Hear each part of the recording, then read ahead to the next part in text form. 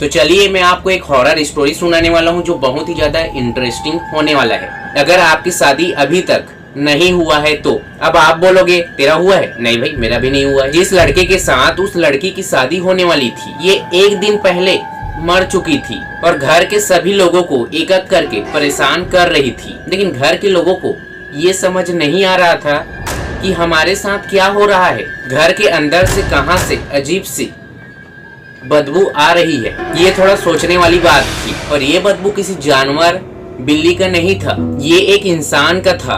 और डॉक्टर को ये बात क्यों समझ नहीं आ रहा था। लड़की मर चुकी है लेकिन ये अभी भी जिंदा है। तो चलिए इस स्टोरी को स्टार्ट करते हैं, क्योंकि ये स्टोरी बहुत ही ज्यादा इंटरेस्टिंग के साथ स्कैरी भी होने वाला है। अगर आपकी शादी नहीं हुआ है या होने वाला है या हो चुका है तो इस स्टोरी का एंजॉय जरूर करें। तो शादी के बाद एक छोटा सा परिवार खत्म हो गया। तो जिस लड़की के साथ उस लड़के का शादी होने वाला था और उसे ये पता नहीं था कि अभी से उसके ऊपर मुसीबत आना स्टार्ट हो गया है। अब मंडप में जैसे ही ये लड़की आती है, लड़के को मंगलसूत्र पहराने, फेरा लेने, तो अचानक तूफान आता है, बिजली चमकती है, सभी लोग बहुत ज्यादा डर जाते हैं।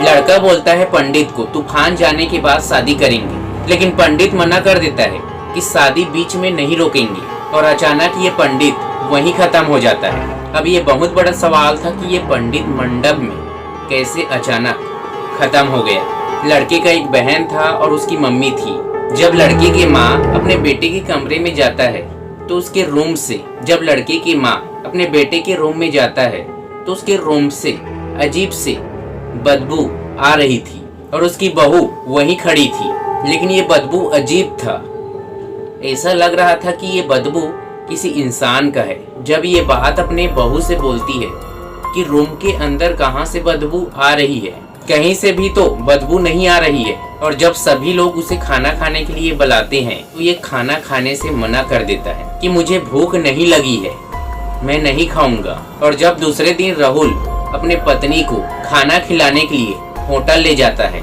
तो वहाँ कुछ दोस्त मिलता है। लेकिन एक दोस्त उस लड़की को देखकर बहुत ज्यादा घबरा जाता है, क्योंकि शादी से पहले उस लड़की का एक्सीडेंट हुआ था उसके ही गाड़ी में। और ये अभी जिंदा कैसी है उसके मन में चल रहा है। और ये उसे देखकर और बहुत ज्यादा डर जाता है। और ये लड़का अपने दोस्त को बताता है उस लड़की के साथ ऐसा ऐसा हुआ था। अब जब ये बात राहुल को बताने वाला था ये लड़का, तो उसका मौत उसी दिन हो जाता है। और ये बात अपने दोस्त को बताया था इस लड़की के बारे में। ये कॉल करता है राहुल के पास और उसे पूरा सच बता देता है। लेकिन राहुल उसकी बातों पर विश्वास नहीं करता है। और एक दिन राहुल अपने पत्नी को रंगे हाथों पकड़ लेता है। ये अपने हाथ को कैंची से काट रहा था, लेकिन ये लड़की को दर्द नहीं हो रही थी।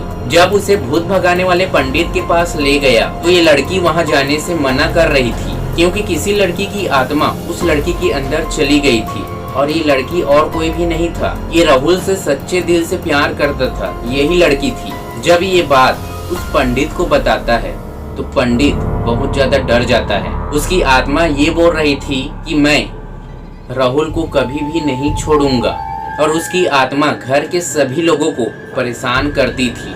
पंडित कुछ उपाय बताया उस आत्मा को भगाने के लिए। तब कहीं जाकर ये आत्मा उस लड़की के अंदर से निकला और चली गई। तो आज मैं आपको इतना ही बताया हूँ। वीडियो आपको अच्छा लगे तो वीडियो को लाइक करें।